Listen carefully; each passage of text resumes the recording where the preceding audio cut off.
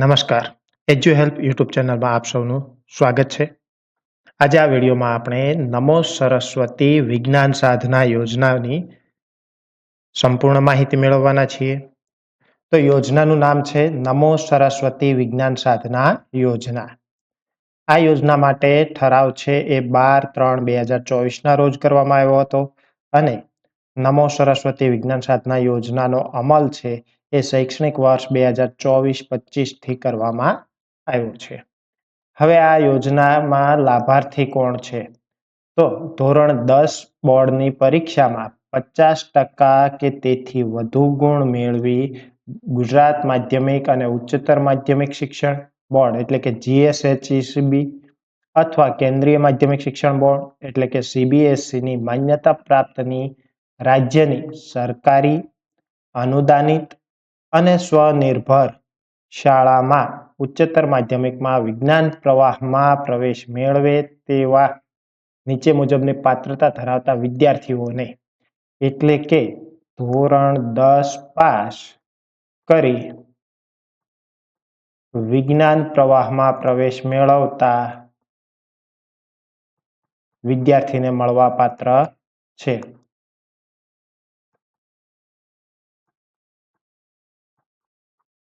દરેક વિદ્યાર્થી તેમાં આવી જશે. તો એ પ્રમાણે જોઈએ તો રાજ્યની સરકારી અથવા અનુદાનિત માધ્યમિક શાળામાં ધોરણ 9 અને 10માં અભ્યાસ કર્યો હોય તેવા તમામ વિદ્યાર્થી એટલે કે ગવર્મેન્ટ શાળા હોય કે ગ્રાન્ટ ઇન એઇડ શાળા હોય તેમાં અભ્યાસ કરેલો હોય 9-10 અને ધોરણ 11-12માં વિજ્ઞાન પ્રવાહમાં પ્રવેશ મેળવે તો તેને નમો સરસ્વતી વિજ્ઞાન સાધના યોજનાનો લાભ મળશે. હવે ગવર્મેન્ટ કે ગ્રાન્ટ ઇન એઇડમાં અભ્યાસ ન કર્યો હોય પરંતુ સ્વનિર્ભર એટલે કે ખાનગી માધ્યમિક શાળામાં ધોરણ 9 અને 10 પૈકી અથવા બંને કે એક ધોરણનો અભ્યાસ કર્યો હોય અને વાર્ષિક આવક છે એ 6 લાખ રૂપિયા હોય અથવા તેનાથી ઓછી હોય તેવા વિદ્યાર્થીઓને પણ નમો સરસ્વતી વિજ્ઞાન સાધનાનો લાભ મળવા પાત્ર છે. હવે મળવાપાત્ર સહાયની આપણે વાત કરીએ તો ધોરણ 11 અને 12ના કુલ રૂપિયા 25,000ની સહાય મળે છે. કેવી રીતે? તો કે ધોરણ 11 માટે વિદ્યાર્થી દીઠ વાર્ષિક 10,000 તો તેમાં ધોરણ 11માં 10,000 મળશે અને ધોરણ 12 માટે 15,000. તો આ 15,000 છે એ કેવી રીતે મળશે? તો તેના પછી આપેલું છે કે ધોરણ 11 અને 12ના શૈક્ષણિક વર્ષ દરમિયાન 10 માસ માટે માસિક રૂપિયા 1,000 એટલે કે 1,000 રૂપિયા ગુણ્યા 10 કરીએ તો 10,000 રૂપિયા છે એ ધોરણ 11 માટે અને તેવી જ રીતે 1,000 ગુણ્યા 10 એટલે કે 10,000 રૂપિયા જે છે એ ધોરણ 12 માટે મળવા પાત્ર છે. એટલે કુલ 11 અને 12માં 20,000 મળશે. તો બાકીના 5,000 રૂપિયા જે છે એ ધોરણ 12 બોર્ડની પરીક્ષા પાસ કર્યા બાદ મળશે. એટલે ધોરણ 11માં 10,000, ધોરણ 12માં 10,000 અને 5,000 જે છે એ પરીક્ષા પાસ કરીએ મળશે ધોરણ 12. એટલે કુલ જે છે એ 25,000 રૂપિયા સહાય મળવા પાત્ર થાય છે. હવે સહાયની રકમની ચૂકવણીની પ્રક્રિયા. તો સહાયની ચૂકવણી જે છે તે નમો લક્ષ્મી યોજનામાં જે રીતે હતી તે મુજબ જ છે. નમો લક્ષ્મીની યોજના અંતર્ગત વિડીયો મૂકેલો છે, તે ડિસ્ક્રિપ્શનમાં લિંક આપી છે, ન જોયો હોય તો જોઈ લેશો.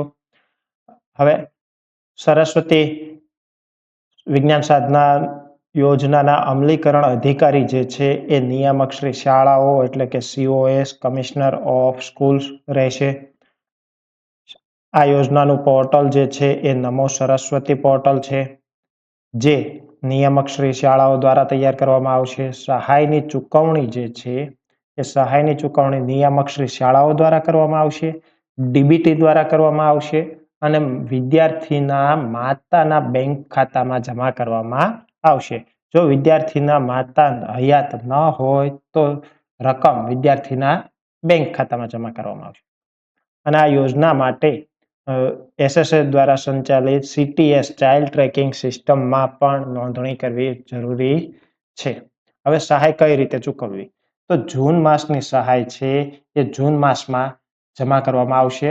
નહીતર જો ડોક્યુમેન્ટ વેરિફિકેશન ન થયું હોય તો જુલાઈ માસમાં જૂન અને જુલાઈ બંને માસની સહાય એકસાથે જમા કરવામાં આવશે. ત્યાર પછી દર મહિનાની સહાય છે એ દર મહિને 10 તારીખ સુધીમાં જમા કરવામાં આવશે. ક્યાં જમા કરવામાં આવશે? તો કે વિદ્યાર્થીના માતાના ખાતામાં જમા કરવામાં આવશે. હવે આ યોજનાનો લાભ મેળવનારા વિદ્યાર્થીની ઓનલાઈન હાજરી પૂરવાની જે જવાબદારી છે એ સંબંધિત શાળાની રહેશે. એટલે કે જે શાળામાં એડમિશન લીધું છે ત્યાંથી શાળાએ વિદ્યાર્થીની હાજરી ઓનલાઈન કરવી પડશે. હવે સરેરાશ હાજરી 80% ઓછી હશે તો સહાય બંધ કરવામાં આવશે. જો કોઈ વિદ્યાર્થી અધવચ્ચેથી શાળા છોડી દે તો બાકીની રકમ મળવાપાત્ર નથી, પરંતુ અગાઉ ચૂકવાયેલી રકમ પરત લેવાની નથી. જે આપ્યું છે એ વિદ્યાર્થી પાસે જ રહેશે. રિપીટર વિદ્યાર્થીને એક જ ધોરણની સહાય એકથી વધુ વખત આપવામાં આવશે નહીં.